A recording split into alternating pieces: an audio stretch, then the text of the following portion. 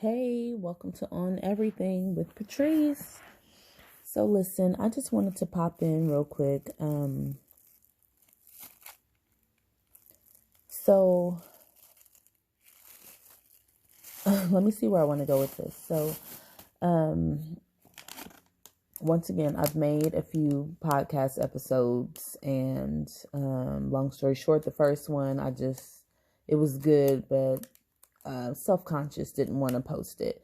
Third one, it was good. I tried to post it, and apparently I'm not up on my technology game, and so that didn't go as planned. So here I am on another one, taking in a different route. Hopefully, this will work a little bit better. It's not going to have the quality of the other ones, but until I figure out how to get it into the correct format, then this is what I'm going to use. So anyway, today's date is May 3rd, right? So time is ticking. So I know I have not posted my previous podcast. So very quickly, for the past 3.5 years, my husband has been gone. He is incarcerated, and he's coming home soon, right? So he will be home in a matter of 2 weeks. It's really unexplainable, the feeling and the excitement and just everything that it brings to even think that in 2 weeks that he will be beyond those walls and here closer to home.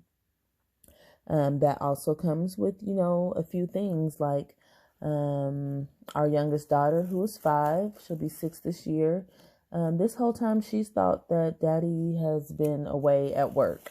So that's going to be a situation that we're going to have to explain to her, or he is going to have to explain to her, because I feel like that is definitely his responsibility, our situation, but his responsibility. So I think it's only right that he find the words to tell her, and I just kind of back him up and kind of fill in some gaps with that. So that's a situation. I'm not sure how that's going to go over, because all she knows is daddy is coming home. She doesn't understand that he won't be home, because he does have to report to the halfway house, and we don't know what that's going to look like, what that's going to sound like. So we have that. But also, if you know me, you know I love some reality TV. And so this is something that me and my husband have always bonded over, is watching reality TV. I don't believe that was something that he was heavy on, before me, but it's definitely something that we've always done together.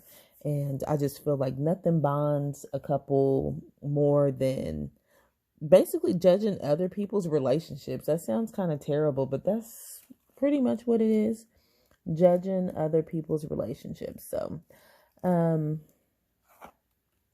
I've been watching Couples Retreat. I believe they're on maybe the second, possibly the third. I think in the second episode. So in the last episode, I guess what really resonates with me is the Yandy and Mendeecees situation. So Mendeecees has been home for I guess a year now. So yeah, a year in January. He came home during the pandemic, and he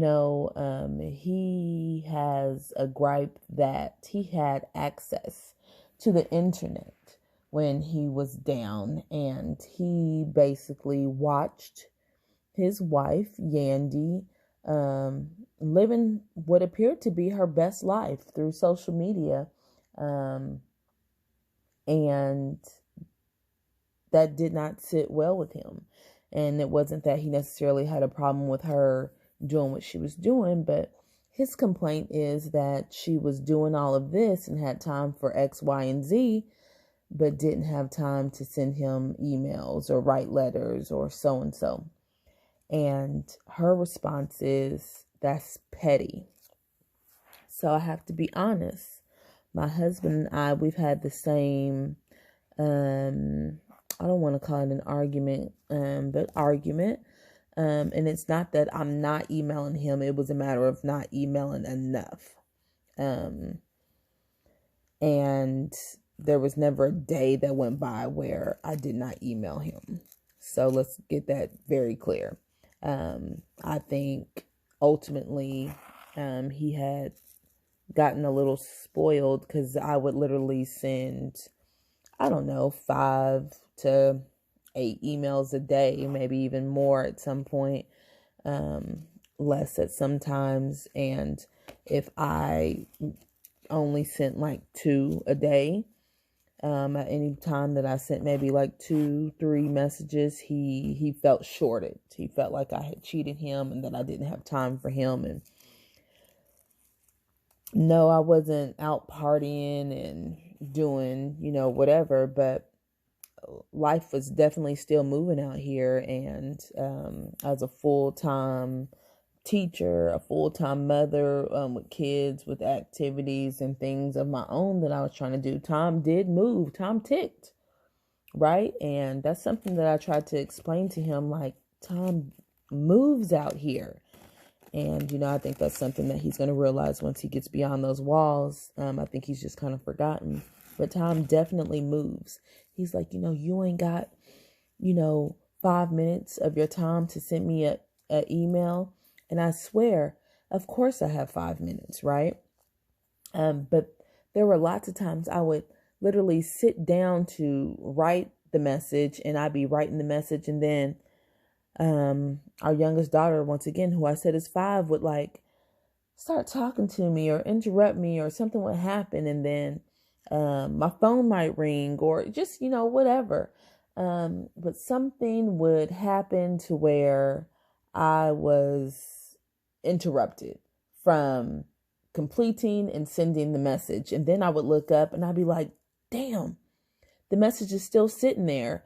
And it could be hours that have passed. And the thing with the system is, of course, they don't get the messages immediately. It's not like sending a text message or a regular email. It has to go through a process because somebody somewhere on the inside has to read it and skim and scan it and make sure that everything is everything, and whatever else. So you literally had to allow pretty much a 2-hour grace period, 1.5 hours at the least, for these messages to get through. So, I'm breaking my neck, trying to make sure I cut off and say goodnight. And my goodnight is different from his goodnight, because he can literally say goodnight to me at 11:30, which is a normal goodnight. But my goodnight needs to leave here around 9:30. And oftentimes I'm barely even getting home from just the regular day-to-day stuff sometimes around that time. Like, I might be home and just trying to get settled. And one thing that, something that I had to, I guess, master myself. So before he left, I used to always hound him about being on his phone when he was driving or in traffic. I'm like, hey, chill out with the phone. We all in the car. Just don't. Let's just be safe.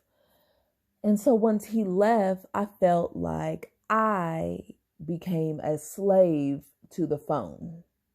I didn't want to miss his phone calls. I wanted to make sure I got emails when they came through and responded. And so I found myself on my phone like